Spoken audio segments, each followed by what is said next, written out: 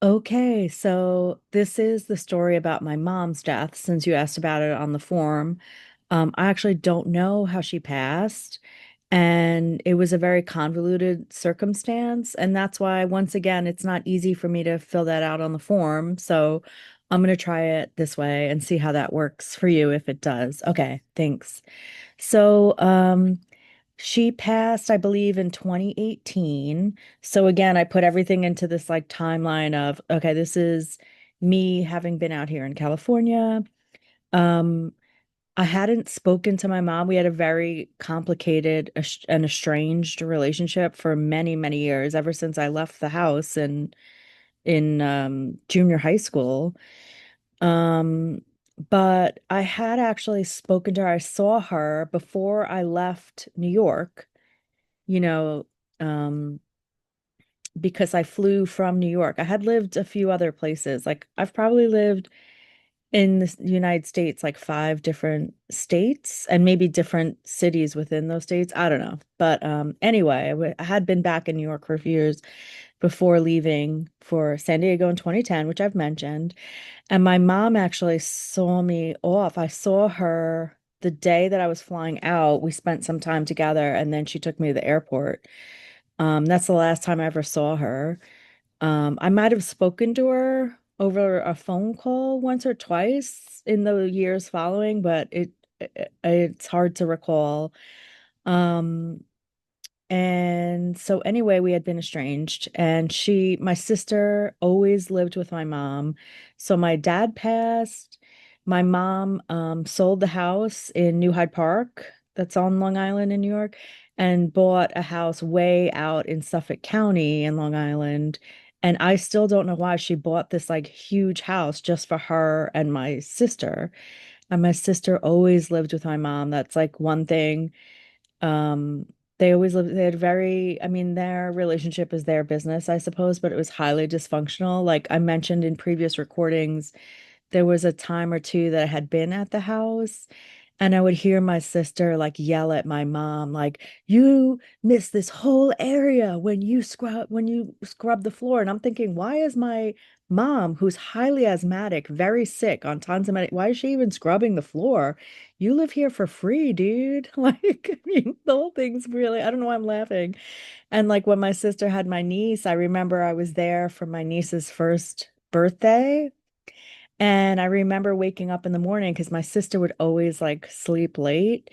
And my mom would do everything like cook the breakfast, give my niece a bath. My sister like had live-in daycare. And so I remember my niece being in her high chair thing at the kitchen table, and my mom had put her birthday card in front of her and maybe like a present too, but I think definitely a card. And my sister happened to walk down at this time where my niece was being set at the table by my mom. And I'm like milling around. I wasn't exactly like right there, but I hear my sister yelling and she's like, "This is my daughter. If anyone's going to give her a present on her first birthday, it's going to be me." And like, yeah, I mean, it's just like, again, I know I haven't gone deep into it because I've told you tons of stories already, but it's just awful. My mom would take it, and I think it's because it replicated the relationship my mom had with my dad. My sister kind of took over the role of my dad. That's the best I could justify an explanation, but I don't know. So anyway, I'm like estranged from them, um, living out in California. And again, like even before that, I had been estranged, but there were times we had like somehow seen each other or reconnected for like a minute, you know. And so I hadn't spoken to my mom.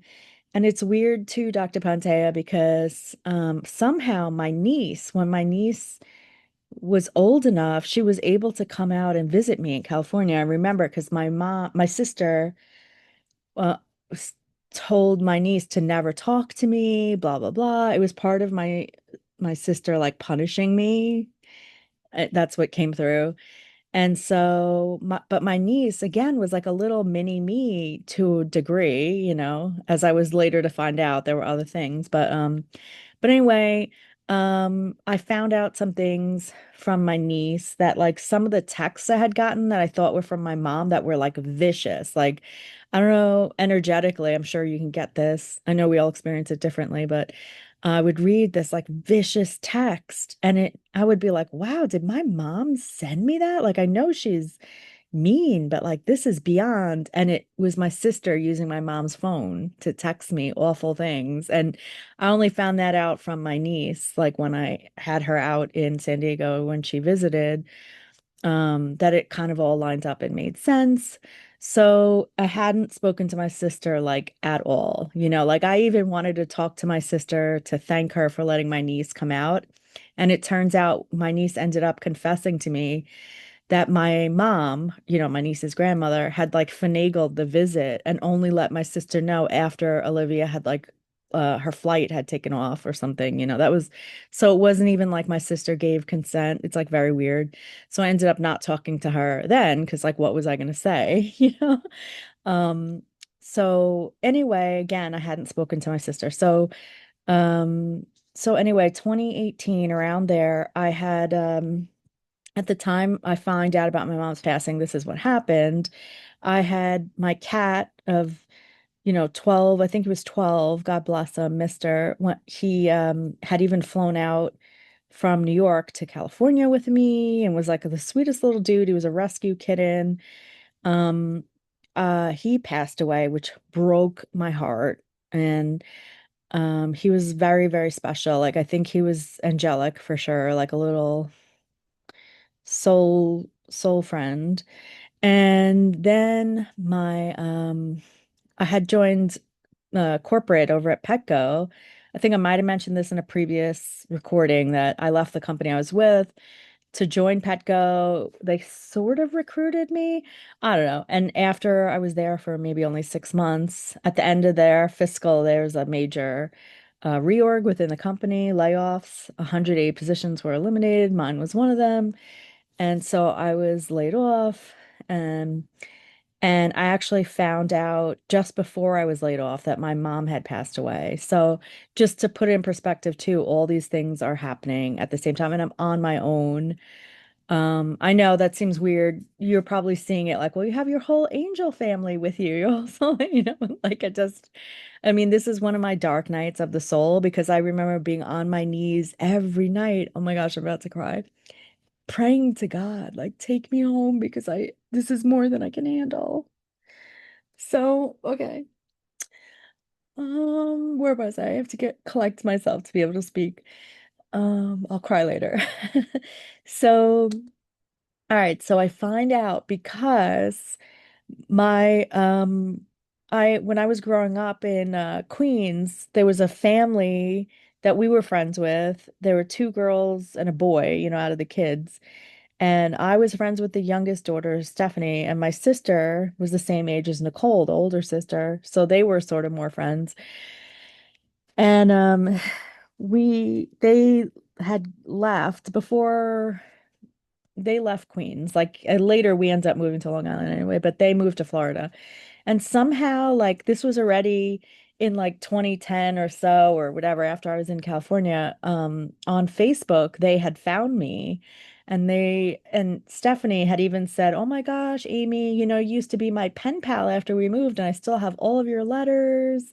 I loved you so much, all this like sweet stuff. They were so happy to find me, and I was happy to be found.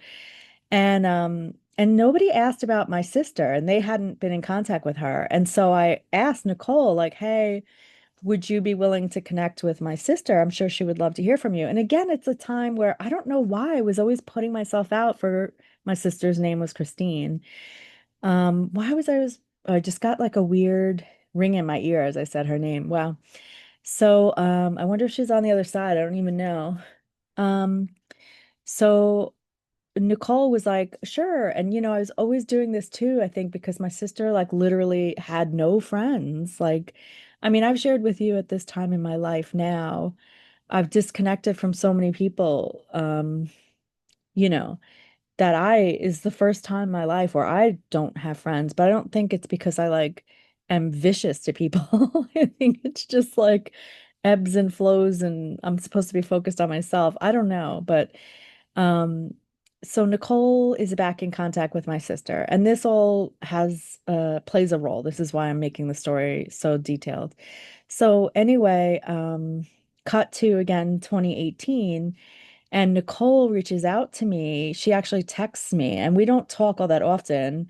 Again, because I mainly spoke with Stephanie, who was like quote unquote my friend, but I did talk to Nicole every now and again, and we definitely had each other's phone numbers since we had connected on Facebook and reconnect and all that. So anyway, she texts me and I'm at work at Petco. This is just before I was about to be laid off, not knowing.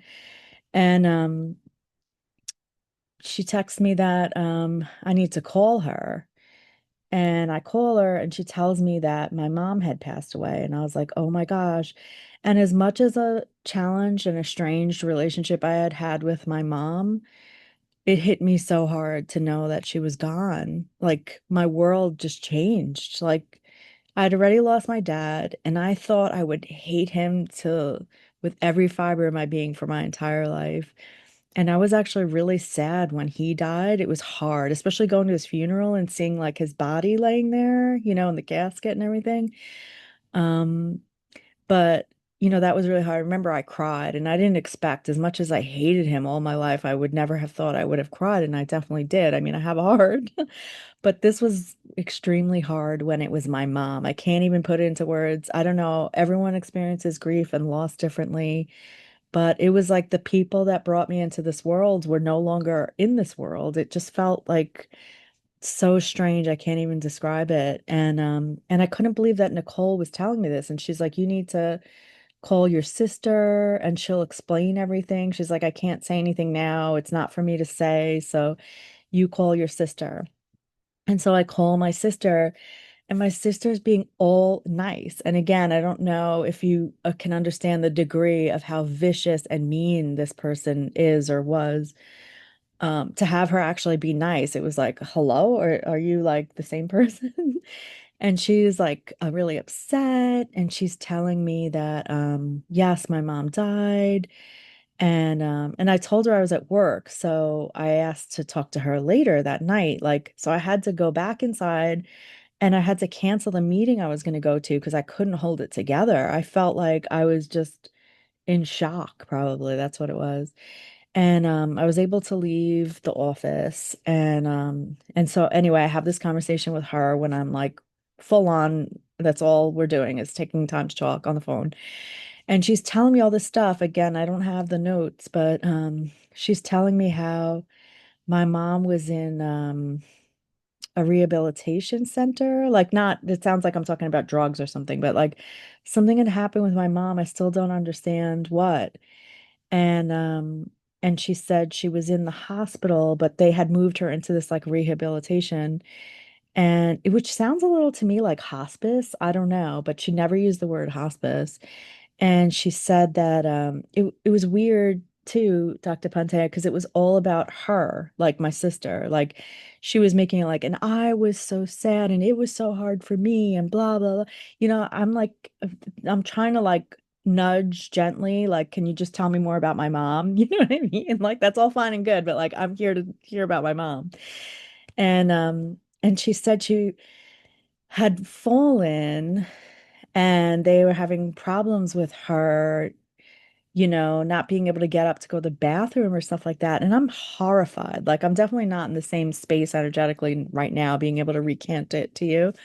But my sister was essentially describing it that when she got the call, she thought they were just calling her because my mom had fallen again. And she was like, oh, did she fall again? Okay, I'll drive over.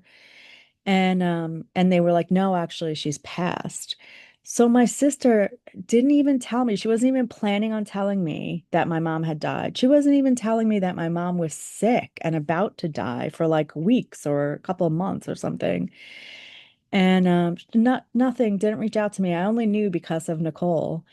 And so I asked her, I'm like, well, what was the cause? And she said that they never said what the cause was. Like they couldn't figure it out. It was unknown. And it could have been like a confluence of factors, because she was on heavy steroids like prednisone for her asthma for so many years and all this kind of stuff, like they don't really know. And I've since heard, I don't know what your thoughts are on this. I'd love to hear, but like I've since heard that a lot of times when like autopsies are done, that we'd be surprised as a population to hear that like most deaths go as unknown, unless it's like a severe heart attack or kidney failure, something very specific like that. Sometimes the body just breaks down. I don't know. So who knows? Maybe you'll get a nudge, but I'm trying not to cry. Okay. So anyway, this is just really hard again because all of a sudden, I went into people pleasing mode and I was like, "Oh gosh, this must have been so hard for you. I can't believe you went through this all alone." Like, I still can't believe I was saying all this stuff. It's kind of like along the lines of me surviving, like the sexual abuse, like I think I placate to like survive the situation. And I was doing it even then. Like I recognize it, but not in the moment. And I'm saying these things to her, and I said, "So, when is the funeral?" And she says, "No, I turned her body over to the state and they cremated her." So I never even got to like have a funeral or anything with my mom, and my sister didn't even pay for her to have any kind of service or even cremate her herself. She was turned over like a Jane Doe to like this state and they just cremated her. I mean, it just breaks my heart that my mom didn't have anyone loving there. And my sister, as I heard from Nicole, because then I spoke to Nicole, this, I guess you could say, family friend, still living out in Florida. Now she's obviously older. We're all older and she has her own family and stuff like that. But she told me that, after I stopped talking to Christine and I was on the phone with Nicole told me that Nicole, she was the one that convinced my sister to tell me about my mom. Otherwise, she wouldn't have. And that my sister, even though Nicole has kept in touch with Christine over the years, she's a very difficult person to be friends with because she's just vicious and rude and mean. And she's like, I know her from when we were kids. I know she has problems and she means well. So I've tried to like at least, still be friends with her, but it's not easy. And she said she couldn't understand why my sister wasn't saying anything to me about my mom, that's when she had to intercede and put her foot down because she cares about me too. This is Nicole speaking. And so I yeah, just had like a really hard time with it. I mean, there's so much more to it, but part of this um that it relates to the story about my dad almost. So the night before I found out about my mom, so like it's a weekday during work, a work week or whatever, I had bought tickets many months before. I don't know if you know Snatam Kaur. She's Sikh.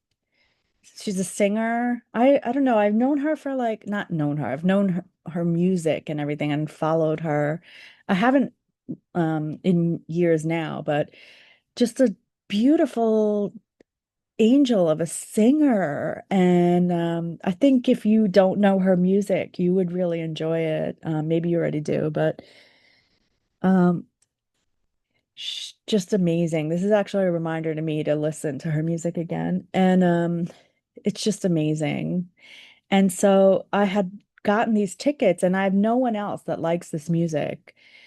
So I only got one ticket for myself to go, and I was like, I'm fine to go by myself.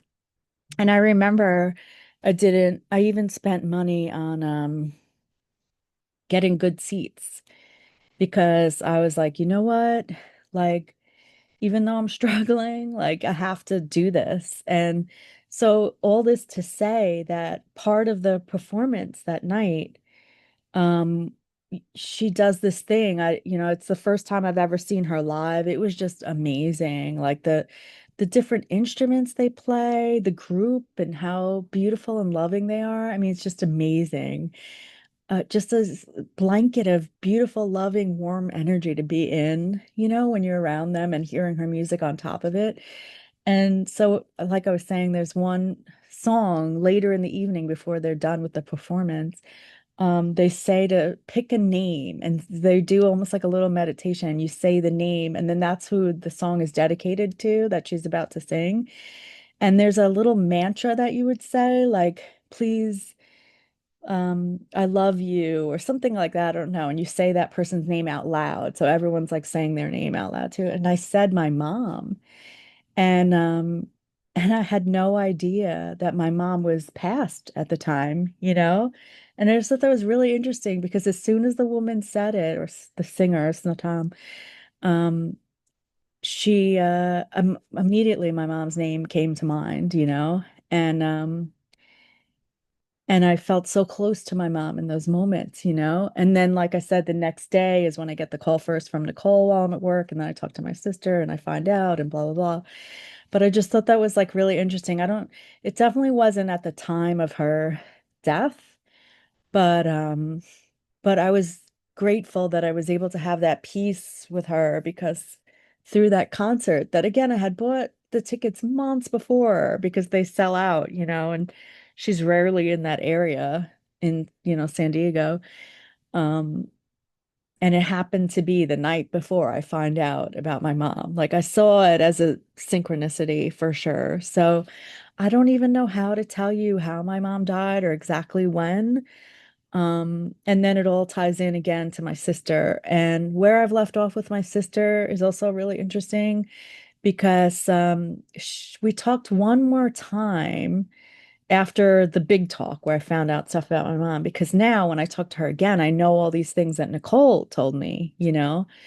Um, and so I'm not accusatory toward her. I just feel like it's not worth even broaching those topics with my sister because where's it going to get me?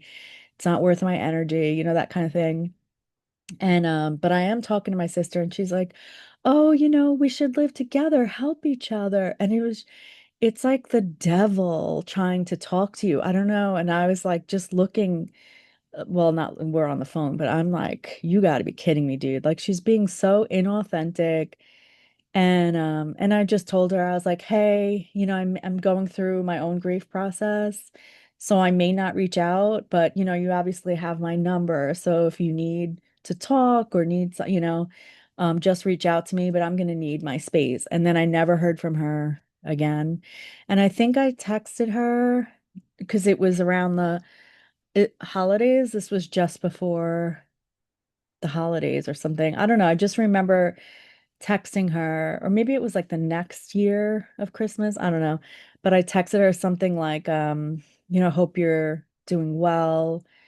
You haven't let me know how you're doing, but I'm sending you love, or something like that. I don't know. And I just, again, never heard back from her. So I don't know if she's passed or still on this earth. And I also haven't spoken to my niece, and that's a whole other story, but I've already inundated you with so much. But this was all just to answer about my mom. So thank you for listening. I must really need to talk to somebody about this and yeah, and thank you for listening. Okay, thanks.